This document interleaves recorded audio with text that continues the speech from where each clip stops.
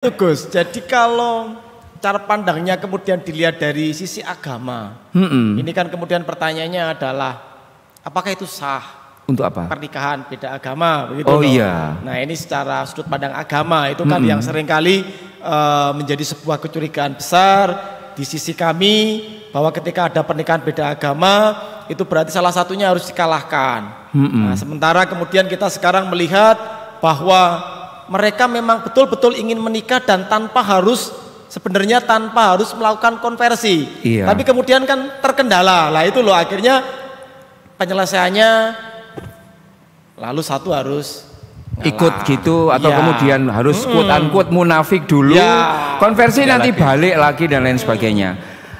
Begini Mas, yang pertama adalah politik hukum perkawinan di Indonesia itu tidak bisa dilepaskan. Jadi Undang-Undang 174 itu tidak bisa dilepaskan dari politik hukum waktu itu. Politik hukum waktu itu adalah orang-orang Islam, banyak orang-orang Islam itu yang menaruh curiga yang cukup kuat kepada kekristenan, bahwa kekristenan ini sedang mengambil banyak orang Islam untuk dikristenkan. Pedih, takut sekali. Itu tahun 74. Nah, kekhawatiran itu dari mana muncul? Kalau kita mau buka buku lagi, saya buka buku sejarah, itu pada waktu itu ada kejadian tahun 1967 sampai 1969 pasca G30S, pasca Gestok, itu terjadi gereja itu menerima limpahan yang sangat luar biasa, sangat luar biasa. Orang itu minta dibaptis, entah karena faktor apa. Sekarang bayangkan Mas, orang Islam saja melihat orang Islam masuk Kristen, dua orang Islam masuk Kristen, itu ributnya minta ampun ya. Ini menurut catatannya Karel Steinbring itu 800.000 sampai 900.000. Ya. Pada waktu itu kemudian orang Islam itu merasa terluka. Lalu mereka berpikir, ono opo iki wong Kristen. Situasi itu yang kemudian membuat banyak orang Islam itu berpikir, wah, nek koyok ngene, entek iki umatku. Nah, politisi-politisi Islam pada waktu itu melihat bahwa pada waktu itu ya, orang-orang Kristen itu sangat kekeh untuk memperjuangkan perkawinan beda agama itu dibolehkan. Wah, orang-orang Kristen ini mengambil jalur agama untuk juga nyuri. Jadi pandangannya pada waktu itu. Jadi sehingga apa? Politik hukum undang-undang perkawinan pada waktu itu ada dua kelompok. Pertama kelompok Islam yang mengatakan bahwa perkawinan itu harus sesuai dengan agama. Jadi negara harus tunduk pada agama. Kelompok nasionalis mengatakan jangan kayak gitu.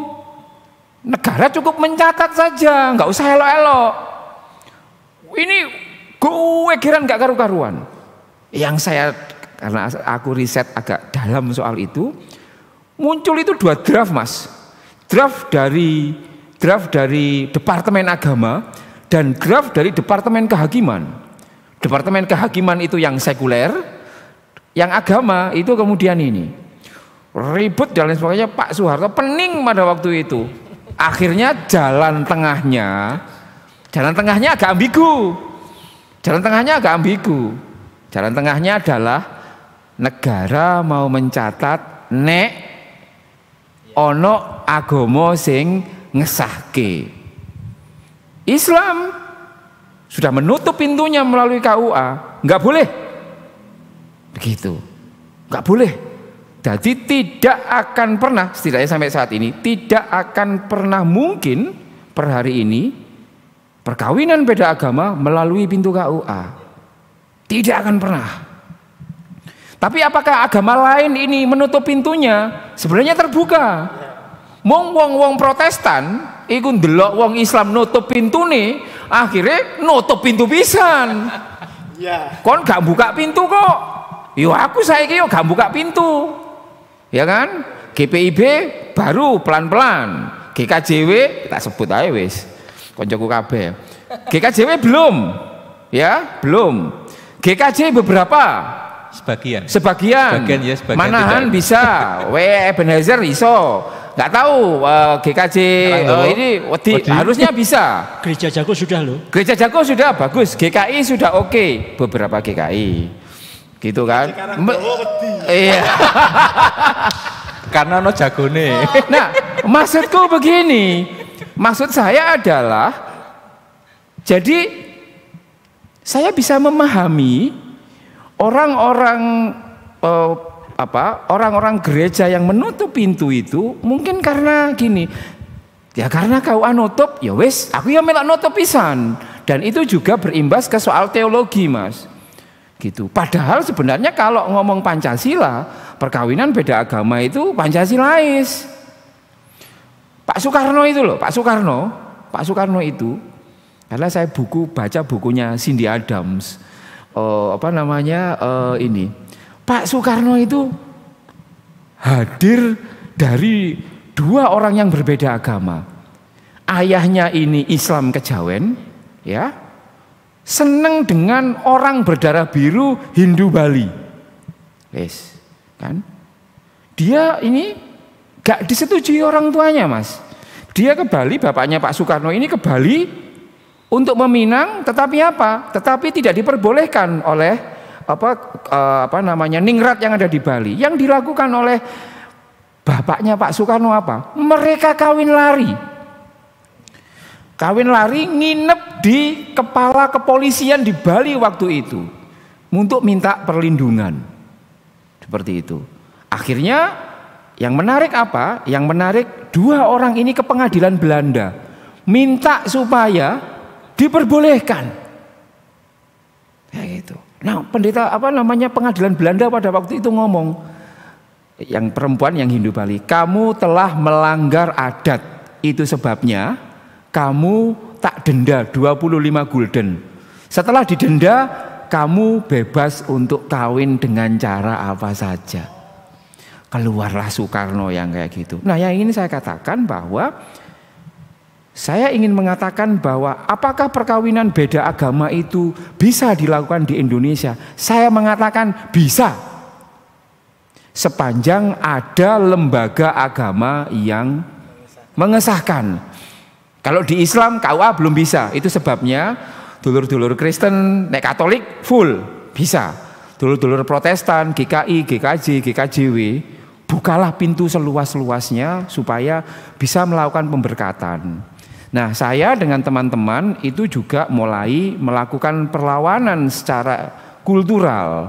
Dalam arti kalau misalkan ada mempelai yang kawin beda agama di gereja, lalu kemudian juga mau melangsungkan akad nikah, ya, tanpa harus salah satu ini masuk ke agama Islam, itu dimungkinkan. Dan saya sudah melakukan itu sebagai bentuk perlawanan, karena kita belum bisa mendorong KUA itu untuk bisa open terkait itu. Oh ya Gus, terkait dengan pernikahan itu beda agama, kan saya dengar-dengar kalau di beberapa secara dogmatis itu ya.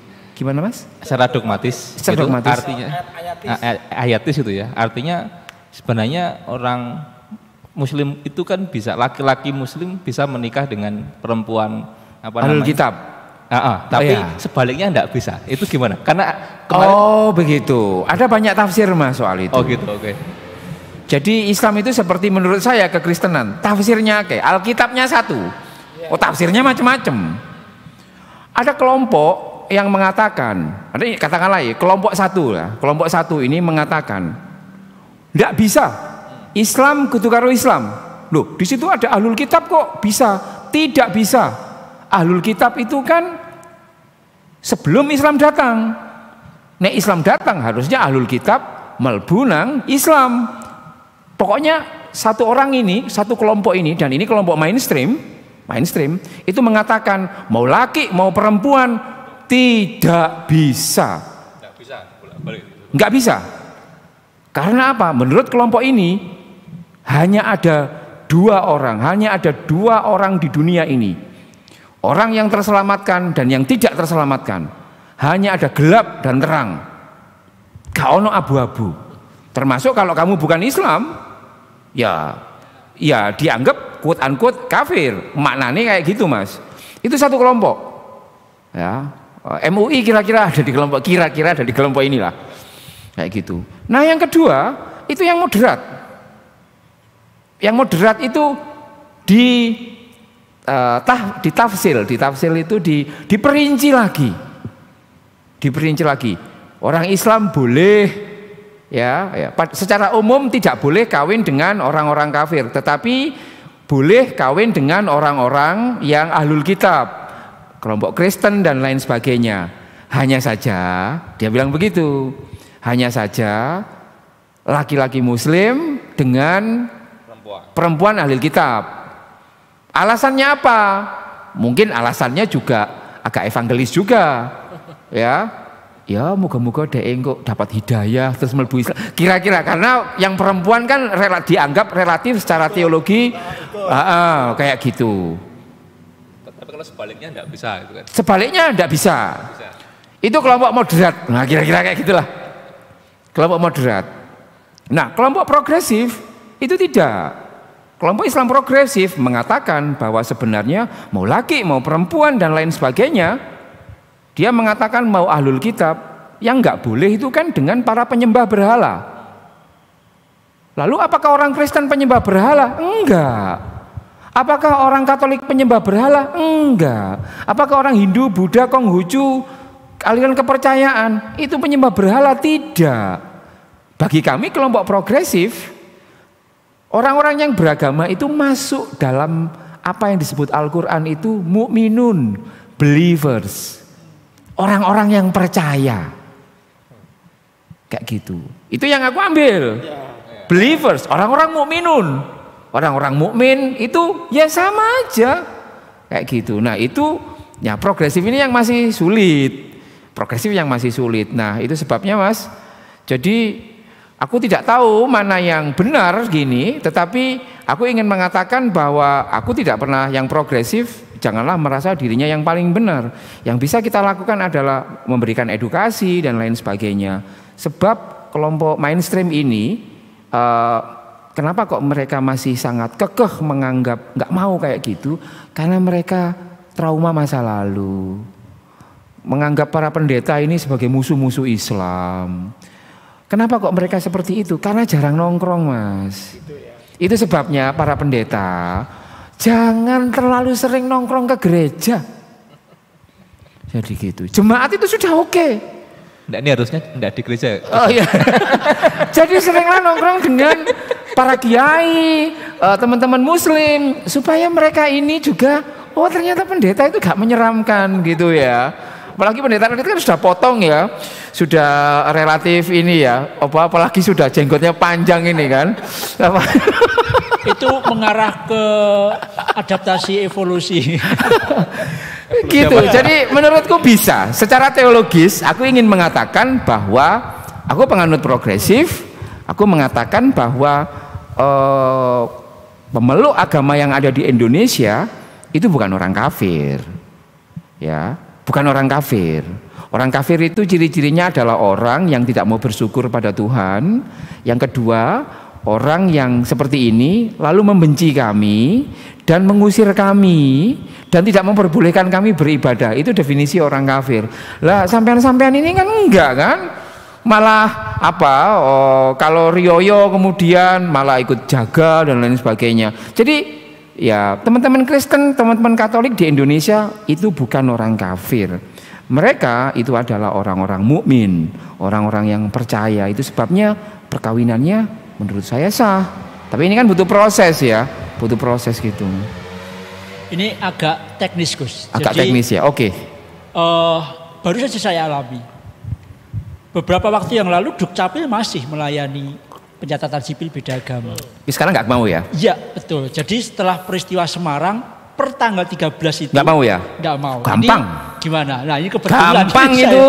Kemarin saya sudah piye gitu. Gampang, ojo wedi.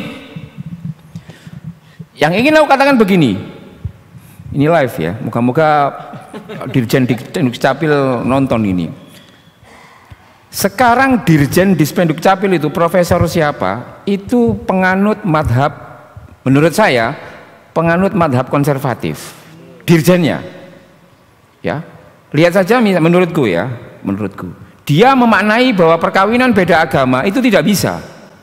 Bayangkan kalau dirjennya, menurutku ya, kan dia pernah ngomong dirjen, perkawinan beda agama tidak akan bisa Dukcapil. Bayangkan dirjen ngomong seperti ini, dan itu kita ngomong di ASN, itu kan manut, ya manut. Artinya apa? Saya ingin mengatakan bahwa tafsirnya nggak kayak gitu Pak Dirjen.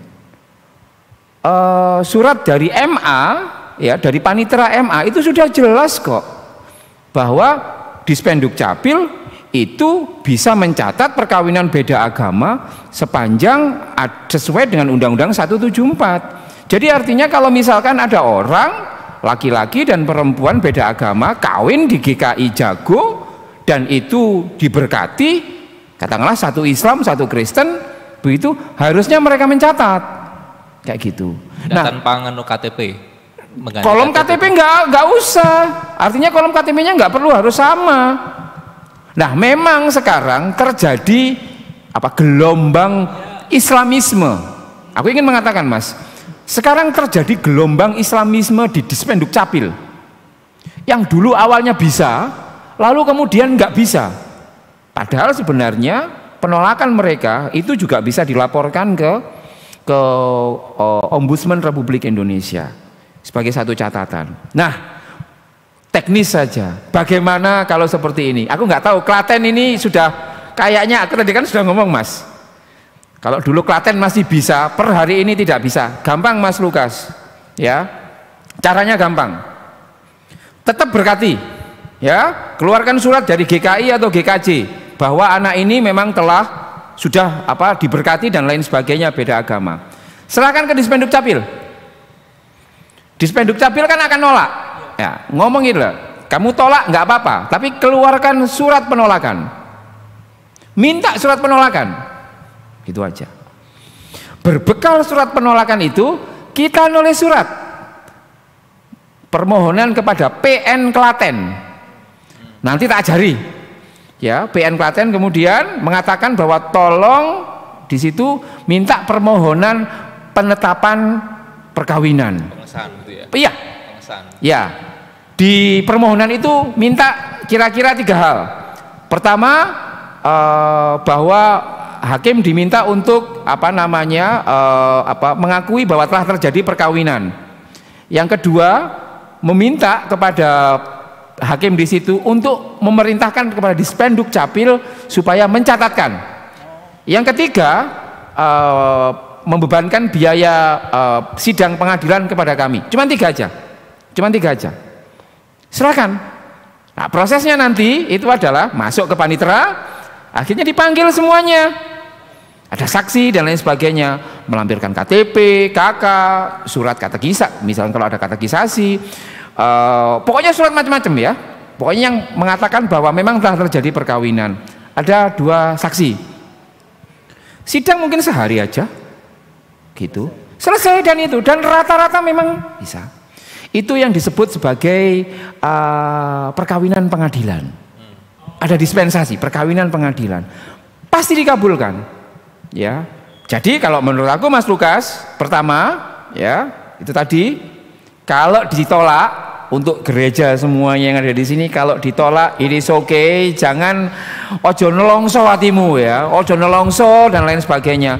Cukup Pak, kamu nggak bisa menolak dengan omongan toh, nek omongan tak gugat gak iso, kayak gitu. Keluarkan surat, ya, keluarkan surat. Nah, berbekal surat itu kita masuk ke pengadilan, ya, masuk ke pengadilan dan prosesnya mudah dan murah.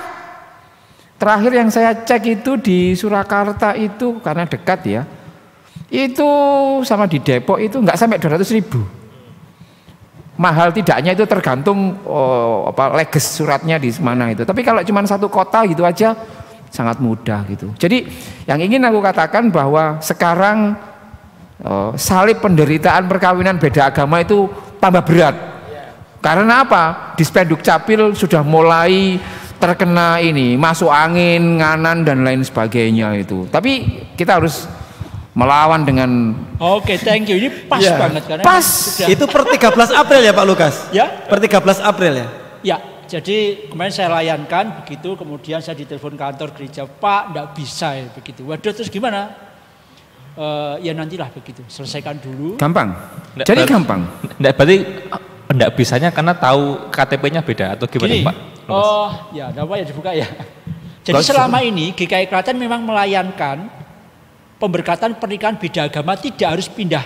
Oh iya. Agama. Iya, betul. Kami layankan begitu ya. Merubah KTP. Ya, maka kemudian setelah diterbitkan piagam pernikahan, berkas-berkas ke Dukcapil beres. Selama ini Dukcapil Tidak masalah. tidak masalah. Terakhir yang sebelum ini itu dengan Konghucu. Bahkan dari Cirebon tidak bisa, Dukcapil Klaten telepon ke Cirebon. Ini yang kami butuhkan berkas bla bla bla bla bla, dari Cirebon terbit lancar. Sehingga pernikahan Kristen dan Konghucu pun no problem. Nah yang terakhir ini kemarin saya pikir lancar begitu. Setelah beres, sebenarnya ini Kristen dan Katolik sih begitu. Itu kan beda agama. Iya. Berarti Mereka akan ngeceknya kolomnya, Mas. Ya. Sekarang per hari ini tuh kolomnya. kolomnya yang Kolomnya. Ya makanya kemarin, waduh terus gimana ya? Tahan delalah, habis nikah malah operasi. Jadi belum bisa ngurus berkas. Ya sudah ini versi Iya. Oknam. Ya ini kebetulan Iya. Tuhan ngatur Gus. Aku nanti akan berkomitmen untuk juga ikut ngawal ya. Ikut ngawal artinya nanti aku sedang membuat template surat permohonan begitu ke PN begitu yang aku lihat gitu. Terus kemudian ini yang harus berkas-berkas ini ya, berkas-berkas ini misalkan KTP 2 orang, KK 2 orang dan lain sebagainya, terus ada 2 saksi. Persis lah kayak sidang ganti nama. Ganti nama kan sekarang harus ada sidangnya toh. Persis. Saya beberapa waktu bersyukur di Klaten karena Pak Dukcapilnya ya progresif, kita gereja ya terbuka. Saya itu seneng gitu karena kita tidak menjadi yang konservatifnya banget gitu. Tapi kita benar-benar menjadi terbuka. Saiki ketika Mas, soalnya dirjennya kayak gitu. Ya. Soalnya dirjennya dampak viralisasi yang di Semarang. Ya, iya. Nah, memang penjelasannya begitu karena dampak dari viralnya. Ini mumpung online ya, saya mau ngomong ke Jenderal siapa? Kemendagri itu? Permendagri? Tito ya, Pak Tito mohon dipertimbangkan untuk mengganti Dirjen di Spenduk Capil yang lebih pro Pancasila. Terima kasih. Nah, jadi untuk pernikahan memang Capil sendiri pun dulu memang pernah menjelaskan ketika ada satu lembaga agama sudah bisa mengesahkan pernikahan itu cara sipil dicatat. Jadi kita pernah ngalami ya, Karangdowo, beberapa gereja termasuk Jago itu pun juga pernah mengalami, tapi ternyata kemudian semenjak viralisasi, nggak tahu mungkin macam-macam lah ya yang menyebabkan teman-teman kita di Dukcapil itu akhirnya membuat sebuah perubahan secara mendadak dan tiba-tiba sepihak itu karena mungkin ya takut ketika terus diangkat di media sosial namanya terus menerus tiap hari disiarke begitu kan risih gitu kan mungkin gitu ya. Tapi aku kadang-kadang mikir gini Mas Lukas, sesekali kita memang harus kasih pelajaran itu di Spenduk Capil itu. Harus berkeras hati juga ya. Iya, jadi kan, maksudnya gini, anggap aja ngomong-ngomongan black ya. Ayo di Spenduk Capil yang kayak gini itu dilaporkan ke Ombudsman Republik Indonesia. Maksudnya gini, BNDE viral gitu loh. Karena apa? Karena ia tidak punya kuasa untuk menolak. Maksudnya ia tidak punya kewenangan untuk menolak. Sepanjang itu sudah disahkan 2 lembaga agama, harusnya dia tinggal mencatat, nggak menolak. Secara undang-undang sudah oke. Oh iya, kayak gitu. Nah kalau memang dia penolakan dan penolakannya itu tidak konstitusional, berarti kan dia tidak melakukan pelayanan publik. Wah gitu. Nek koyo ngene iki kok biasa sungguh aku dadi bupati nih ya kan? Karena kan diributi terus kan kayak gitu. Diganti itu di Spenduk kepala di Spenduk Capil itu. Hati-hati ini di Spenduk Capil Klaten ini kan. Itu bisa disomasi dilaporkan ke Ombudsman Republik Indonesia itu. Ya, jadi teman-teman yang tetap mau nikah beda agama, tenang aja. Yakin ya? Yakin masih bisa lah. ada jalan keluar. Betul, kan begini Mas. Di Alkitab itu apa? Yang dipersatukan oleh Tuhan tidak boleh diceraikan. Tidak bisa dipisahkan oleh Dispenduk Capil. Catat ya, aku sih ngomong loh ya. Tenang aja Mbak. Mari ngono meneh diparani wong iki. Iki yo sing dhewe live nang kene. Jadi terkadang itu perubahan peraturan bukan karena apa ya ini delik hukum yang ada di perundang-undangan kita atau juga di kitab-kitab agama ya, tapi karena latar belakang ketakutan. Ya. Iya, dan itu tidak ada yang berubah kok. Tidak ada yang berubah soal ini kan. Mahkamah Agung itu sudah konsisten. Ya, Mahkamah Agung itu sudah konsisten. Kayak gitu. Dan memang di situ disampaikan bahwa kalau ditolak catatan sipil minta apa namanya dispensasi namanya perkawinan pengadilan. Ini sama ketika ada orang yang secara usia itu tidak boleh, belum boleh kawin, lalu karena for some reasons dia harus kawin, maka ia harus ke pengadilan dulu, minta pengesahan pengadilan supaya ia didapat dispensasi, kayak gitu. Tapi ini kan berbeda. Harusnya kan Capil bisa nulis saja, itu. Saya berharap Dirjen Dispenduk Capil itu berani untuk mengirimkan surat kepada Dispenduk Capil yang lain untuk mengatakan tidak boleh mencatat. Kalau ada surat enak Mas, nanti kita gugat. Ya, kita gugat biar Profesor Pak Dirjen itu nanti biar jadi viral terus dipanggil sama Pak Tito. Kamu jangan macem-macem toh, gitu kan. Nanti malu-maluin Pak Jokowi. Susah gitu kan. Jadi gampang Mas. Perkawinan beda agama clear, GKI saya harapkan GKI Jago tetap melayani dengan cara seperti itu. Saya berkomitmen untuk terus quote unquote melakukan asistensi bagaimana caranya kayak gitu. Nanti saya kemarin riset itu sepanjang itu memang sudah diberkati oleh agama itu langsung kok Mas. Iya. Langsung di pengadilan langsung. Langsung. Iya. Ya, ada tanda tangannya pendeta. Jadi ketika Capil menolak terus ke pengadilan juga nggak pakai rumit-rumit ya? Nggak pakai rumit. Pokoknya memang benar ya, benar. Apalagi kalau 22 usianya yang kawin itu di atas 22 gitu, ini anggap Gus. Kalau seandainya dari sipil tidak mau mengeluarkan surat penolakan gimana Gus? Apa? Dari sipil tidak mau membuat surat penolakan. Menurut saya harusnya bisa kita gugat, ya. Atau kemudian kita bikin dia viral. Atau kemudian kalau tidak bisa dibikin viral, kemudian bisa juga nanti dilampirkan loh, ditanya kenapa kok nggak mau kirim surat, berarti kan kamu kan yang ini kan oknum, kayak gitu. Pokoknya diusahakan supaya apa namanya ada surat, termasuk surat untuk tidak mau mengirimkan surat atau tidak mau menerima, kan ada surat penolakan. Misalnya ini ketua model berita acara ya. Iya, misalnya gini. Gusaan tak tolak suratmu, Capil. Ya wis Mas, gaya surat untuk penolakan. Ya aku mau. Gitu. Ya wis, sampeyan gawe surat emoh mengeluarkan surat penolakan. Wis surat kuwi. Ya wis ngono iku.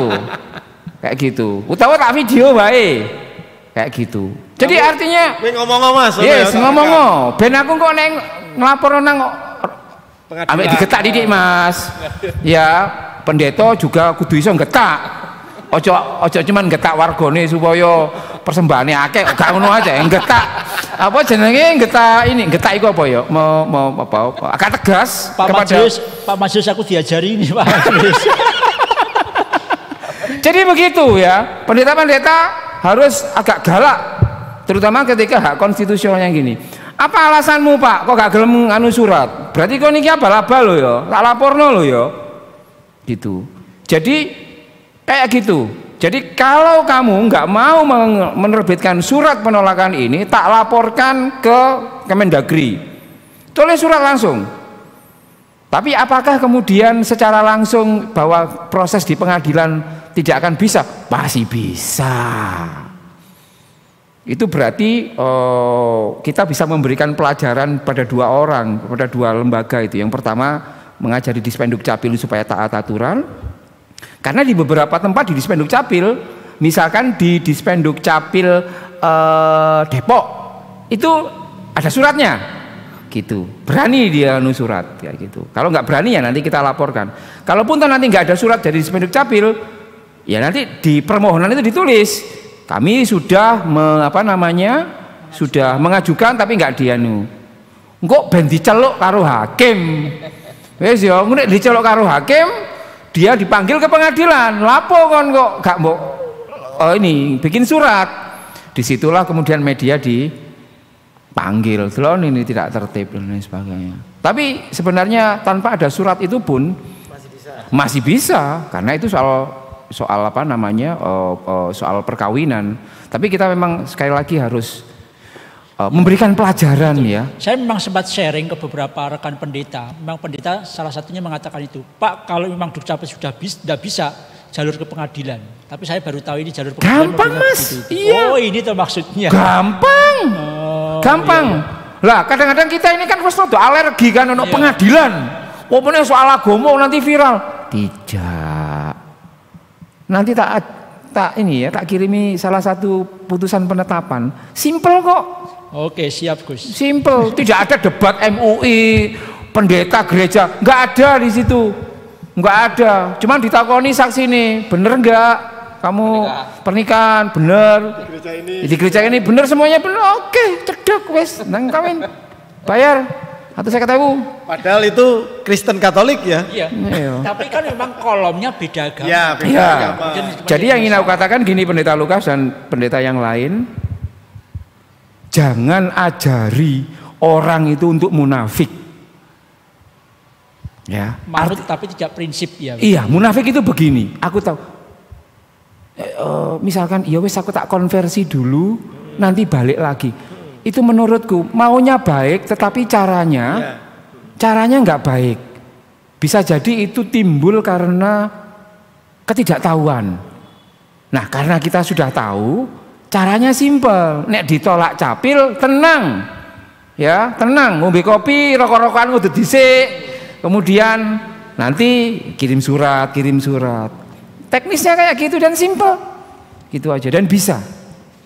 Jadi menurutku aku ingin mengatakan kepada banyak gereja bahwa bagi gereja yang belum bisa memberkati perkawinan beda agama, saya minta bahwa gereja dan masjid kan sebagai kepanjangan tangan dari Tuhan toh kayak gitu. Kalau udah cinta kan ya harusnya bisa difasilitasi. Memang belum banyak yang bersedia melayani. Tidak apa-apa. Bersyukur GKI Klaten saya masuk sudah terbuka. Iya.